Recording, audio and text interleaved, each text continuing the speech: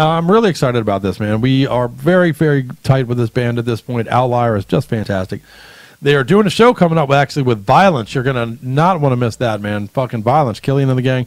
What a bill even, man, with Outlier and Violence and some great bands on that, man. Check it out. But we talked to Ray about a year ago when their last release came out, but they've since had some personnel changes, and they just put out this Thrashing the Vault release, which is really killer, man. And, well, I tell you what, let him tell you about it instead of me stealing his air. So what do you think, Skelly? You ready to rock? Yeah. You look like you're going to pass out on me tonight, man. I should have never gave you that Captain Morgan. But let's go ahead and talk to Ray. And don't go anywhere, you guys, man. We got a lot of great metal for you tonight, a little bit more bullshit to get into, and, you know, more fun. Much love, much metal. Here you go. Little Outlier for your Wednesday night. And now for something completely different. All right, Metal-O-Maniacs, if you are a fan of the show and have been hanging out with us, we've been telling you for a long time about these cats, man. These motherfuckers are from North Carolina. They're killing it. We told you a fucking year and a half ago now, roughly, to get Taste the Blood, and now you guys got the Thrashing the Vault thing going, man. Introduce yourself, and thank you for coming all at the same time. How about that? Yeah, absolutely. Hey, Chris, thanks for having me, man. This is Ray with Outlier. Looking forward to chatting with you on the EP, man. And as always, appreciate the support, dude. And looking forward to chatting about it for sure. Fuck yeah, man. I'll tell you what, we've been on your bandwagon for more than a minute now, my friend. I'm not just the fucking not as fat as I used to be guy on the show. I'm also a huge fan, sir. No, I appreciate it. Taste the Blood gets regular play around here, and of course we have our copy of Thrash in the Vault. You know, and this is a shirt sent to me from you cats, man, by the way. Much love for that. Yeah. Absolutely. It's a great time up there in Pittsburgh for sure, man. Well, you know, just so everybody out there knows, we talked to you guys a little over a year ago now. And, again, just as Taste the Blood was really catching fire, a phenomenal record. And you guys have seen and done a lot of things since then, man. Catch us up a little bit on how the last year has been for you. Yeah.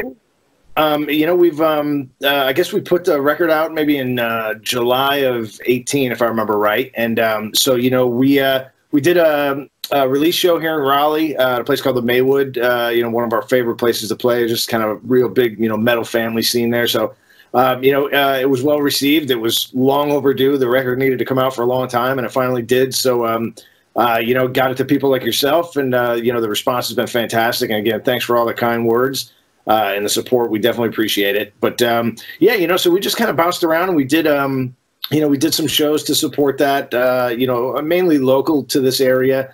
You know, we did some support on some national stops here in the area. One of our favorites was with some heavy hitters, Psychroptic and Gorod, Cannabis Corpse and Macabre. You know, Gorod is just one of our all-time favorites, and Psychroptic for sure. It's just such a great show, you know. So, you know, just trying to pick the right spots, give you know, give everybody a chance to hear some of the stuff live if they haven't already.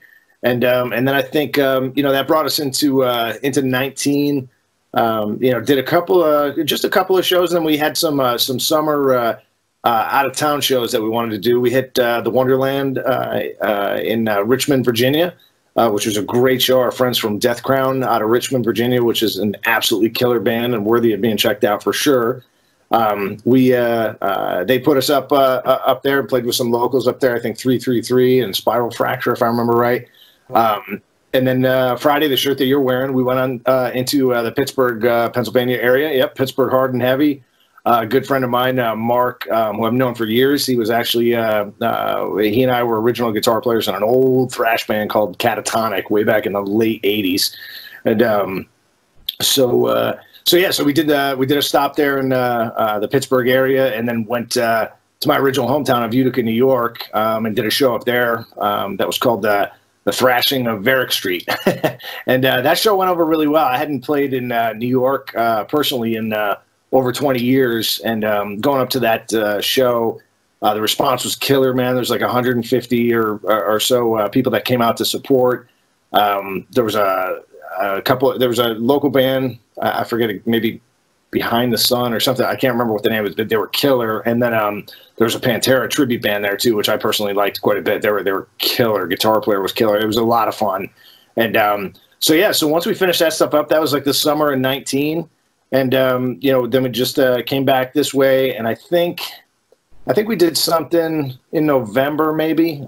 So we took some time off trying to kind of flesh out some potential new riffs. And in the meantime, trying to get this Thrashing the Vault EP ready for release. You know, a little strange. It was funny. We actually had the Thrashing the Vault re-recorded the songs that we liked from our first album that was called Provoke to Anger. That featured some old members that are no longer with us.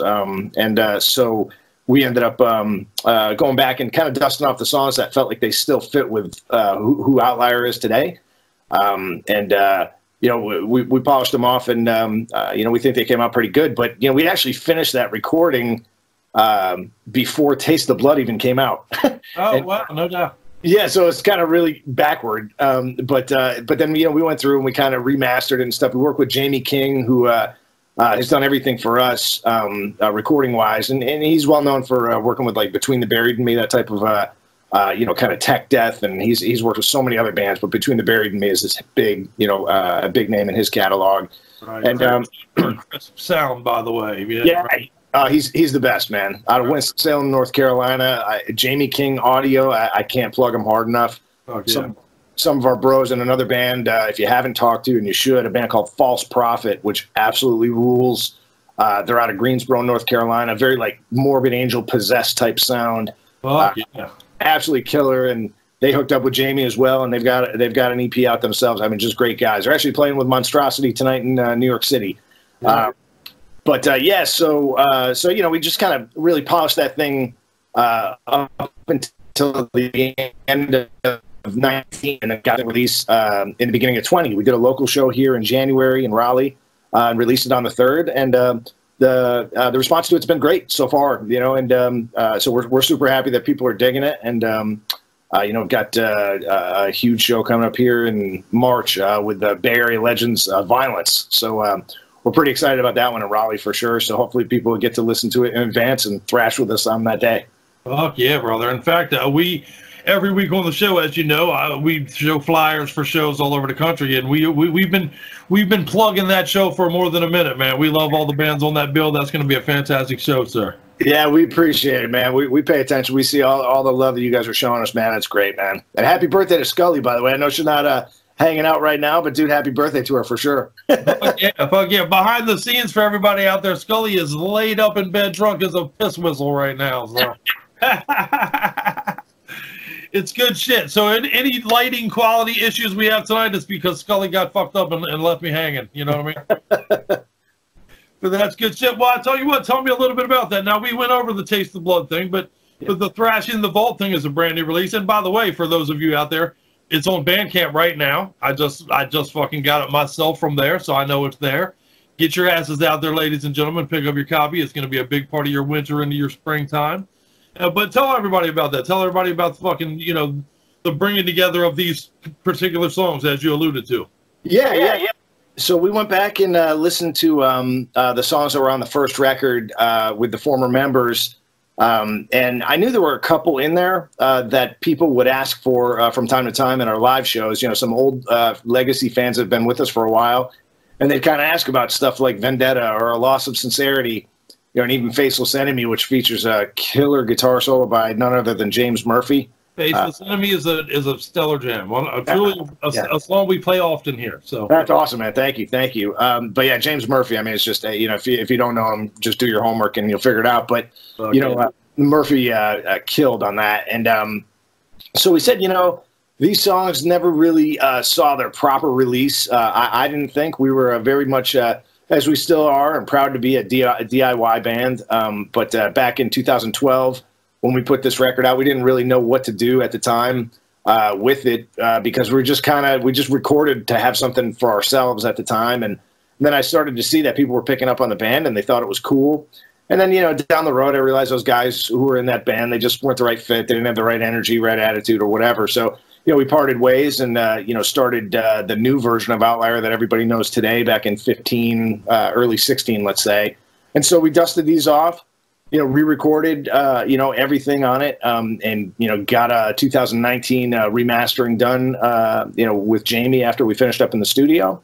And, you know, we picked, I guess there's 4 songs on there. kind of little intro piece that's in it, you know, in the beginning that still kind of works. We use that live here and there. But yeah, those songs just seem to fit who we are today and are in line with Taste of Blood.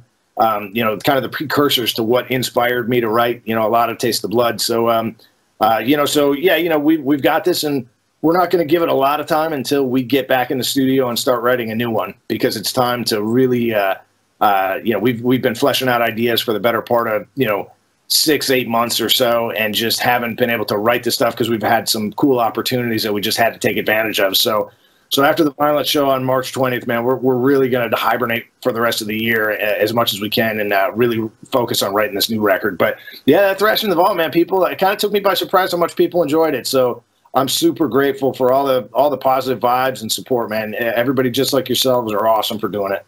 And you know, on that note, you know, Bandcamp is a good place to pick up the music, but also, where's the good place? I mean, I know you guys got the Facebook page, but what are the other ways? And you know, people need to plug in and subscribe to the YouTube channels and that kind of stuff. Yeah, man. Thanks. So you can really find us, you know, by properly incorrectly spelling the name Outliar, Outliar. And but yeah, you know, Google. It's yep. So you know, outliermetal.com is our main website, and that's got the links to everything. But you know, we're on all the digital platforms, you know, iTunes, Spotify, YouTube, Bandcamp, all that stuff you mentioned, SoundCloud, what have you. But yeah, you know, anybody just you know, looks on any of the social media, you know, Instagram, any of that stuff. We're typically, if we're not just at Outlier, we're at outliermetal.com, or sorry, Outlier Metal. Yep. Yeah. Fuck yeah. Well, Metal, you fucking are, brother, and that's why I'm proud to call you brother, and Metal brother at that. I appreciate you, Chris. You know I do, brother. Fuck yeah, man. I appreciate you spending time with us here at motherfucking Metal-O-Mania, and we're about to fucking thrash the vault and kick some of our listeners in the face with some fucking Outlier right now, so. I appreciate it, brother. Keep doing what you're doing, man. Hey, this is Ray from Outlier. You're listening to Metal-O-Mania. Pick up Thrashing the Vault.